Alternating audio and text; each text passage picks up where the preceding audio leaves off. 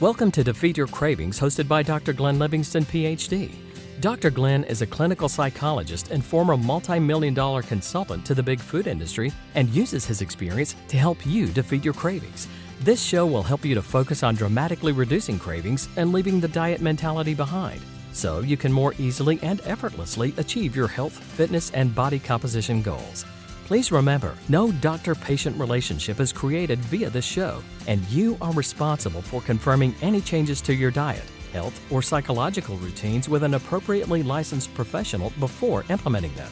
Before we get started, if you haven't downloaded the free smartphone app to access dozens of these recordings all in one place, as well as to avail yourself of a confidential community for support, motivation, and assistance, please visit the podcast link on defeatyourcravings.com as soon as possible. And now, here's your host, Dr. Glenn Livingston. Hey, it's the very good Dr. Glenn Livingston with defeatyourcravings.com. And I'm here with a kind-hearted woman named Gwen, who has agreed to share this time with you so that you can benefit from her experience and strength and wisdom and hope, as well as her trials and tribulations and stumbles and falls. Right, Gwen? Yes. Okay, good. Gwen, where are you calling from, by the way? Michigan. Okay, must be cold there now. Yes. It's actually cold in Florida, too. Gwen, could you give me a little history about what life was like before you came upon our programs? Then what happened? I was eating junk food a couple times a week, sweets in particular. I would have my cravings. I would eat some sugary junk, not feel so hot the next morning. Then a few days later, I kind of get straightened out. Then a few days later, the cravings would start again, and I was cycling between it. My family does have type 2 diabetes, several members, and my doctor was worried. My lab results weren't very good. So she's told me I needed to lose 27 pounds. I needed to get off the sugar, and I needed to join a support group. And frankly, I didn't think I could do any of this without taking prescription diet medications. But she wouldn't prescribe them, and I probably couldn't afford them anyway. So that's when I came to Defeat Your Cravings. Okay. And did you take to it right away? Did you struggle? What happened? Well, the thing is I looked at several different plans, and I've been on a lot of diets where I've lost the weight, regained it. And I just felt like I was so tired of squandering my resources for the quick fix that I was looking for something that was really the forever fix of my weight problem. Yes, the first month was extremely difficult for me on Defeat Your Cravings. I only lost 1 pound. I was obviously battling a lot of cravings. But then after I got over that first month, things were really clicking very well for me. I do know in retrospect, there's some things I wish I had done differently on day one that might have made it easier. The longest I've gone without a craving is a month, but I'll go several weeks without a craving. What would you have done differently in retrospect? 2 things I learned about myself. First of all, I'm more of a visual person. So reading my food rules is what I was doing.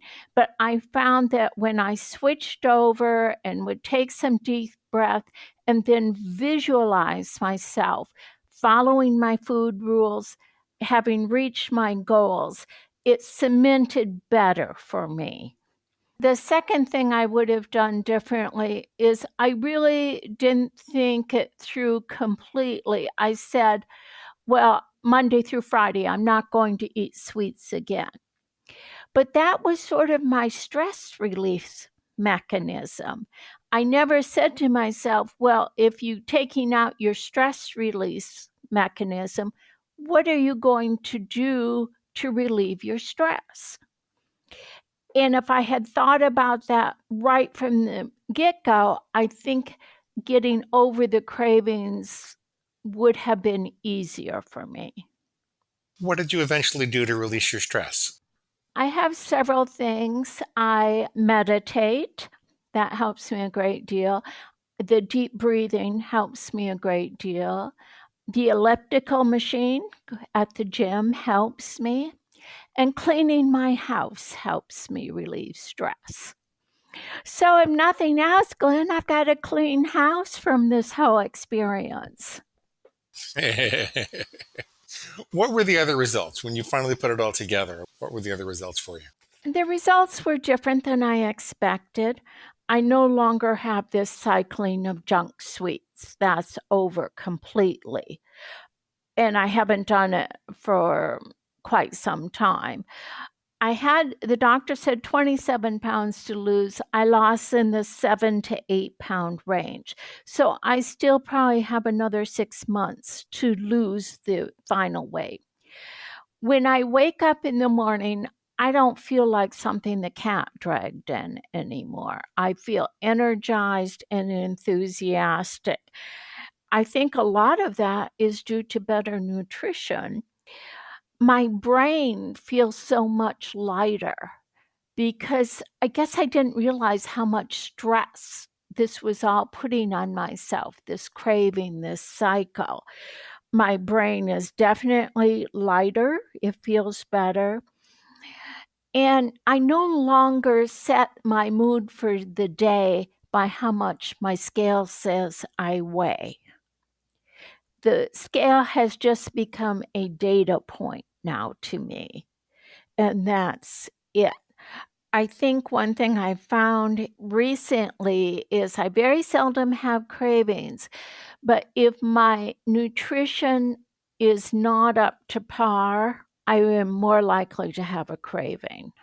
It sounds like you got out of the panic state about weight loss and you really concentrated on overcoming your cravings and you created a slow, steady program that you could follow and sustain. And you're not tortured by cravings and you're confidently on your way to where you need to be, even though it's not happening as fast as you wanted it to originally. I would agree with that. I do feel so much better mentally. My whole outlook is different. And thinking back to the diets I have been on, I never once said to myself before I went on the latest diet or whatever, is this something I'm willing to do the rest of my life? And that's really different because my food rules under defeat your craving, they're liberal enough that I can feel like I can do this forever because that's really what it takes. So you focused on sustainability. That's a big factor for me. What else helped you to maintain this? It seems like you changed your philosophy about how to overcome overeating and to lose the weight. Were there specific tools that helped you to maintain it? Were there things that you learned that got you through trouble points? The daily visualization with the deep breathing was very important because I do that every single day. The coach made a huge difference for me. The fact that my coach, Yvonne, she has been through this herself. So she really understands what it's like to have these cravings that are so difficult to come over. So that helped me. Writing the refutations helped me a great deal. Those are the main tools I used. Beautiful. Are there any refutations you might like to share? You don't have to if you don't want to, but sometimes people like that. The most difficult refutation I had that didn't work, only one I had that didn't work, was fairly recent. I allow myself one standard size dessert on Saturday or Sunday plus holidays. So it's on Friday. I want to have dessert because I see a dessert I really like and I want to eat it. And so I could not convince myself. I argued about it in my mind, but I just couldn't convince myself to let it go. I was saying to myself, well, if I bend the rules and have dessert on Friday and Saturday, that's not breaking the rules because I won't have it on Sunday. And so I will have only had dessert twice this week. Your rule is that you can have it on Saturday and Sunday. Is that what the rule is? Yes. Gotcha. Friday was not the day, but I wanted that dessert. And I convinced myself bending the rules is not breaking your food rules.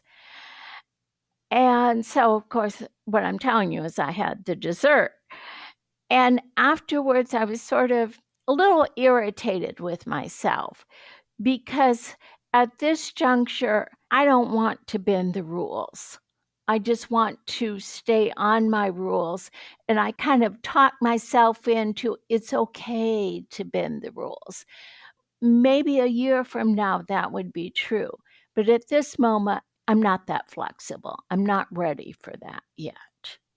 I actually find that it's better if people don't bend the rules. If you find that your rules are too strict, it's better if you adjust the rules in writing and let them take effect tomorrow. But at the moment of impulse, the moment of whim or emotion or impulse, it's better not to bend the rules because then our lower self, the pig, starts to wonder, well, if I could have it on Friday, maybe I could have it on Wednesday. Maybe this is a silly rule in and of itself.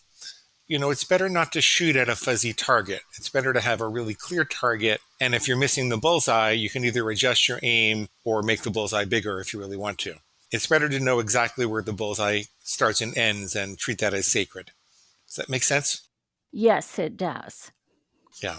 That was the only time that you made a mistake? You made a serious mistake or semi-serious mistake? Yes, that was it. That's pretty impressive, Gwen, for 90 days. Pretty impressive to just make that one mistake.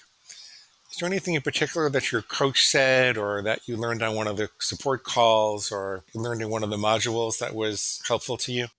I think having my coach go over my refutations when I was having the cravings helped me a good deal to solidify what I was doing, what I should be thinking about, and to make my refutations stronger. So the next time I had a craving, I was better able to refute the desire. That was very important to me. Is there anything that I should have asked you that I didn't ask you? I think I'm good. What would you tell people who are concerned about the time or the money or the kind of emotional investment that it takes to get through the program? What would you tell them about that? Well, first of all, if you're not willing to do forever, I'm setting my own food rules. If I'm not willing to follow them forever, there's no point because I will just regain the weight. And I would like people to think about that. There are money saving aspects from having gone through the program for me because I'm not buying the junk food. The finances are better. You're really going to save money in the end doing this. And I guess I would say to people, the most important thing I'd say is I wish I had been more careful a long time ago how I spent my money on various programs, etc. I was never going to eat those chemical shakes and bars, etc. forever. So why did I waste my time and money then? I see. So you could have shakes and bars and lose some weight quickly, but you couldn't sustain it. Right. As soon as I went off the shakes and bars or the pills or whatever, then the weight just comes back. So this is more defeat your cravings forever. And that's the mentality I needed to go forward. Gwen, thank you. Thank you. That's exactly what I intended for the program, and I'm glad that came across with you. You're reaping the benefits. Anything else that I should have asked you? No, I think that's it. But I would like to thank you very much for the program and how much it's helped me. You are so very welcome. And I want to thank you for your time. That was really good. That's going to help a lot of people. And that brings us to the end of today's broadcast of Defeat Your Cravings, hosted by Dr. Glenn Livingston. If you'd like to find out more about the products and services Dr. Glenn offers to help you dramatically reduce your cravings and stop overeating in 90 days or less, please visit defeatyourcravingscoaching.com. That's defeatyourcravingscoaching.com. Thanks.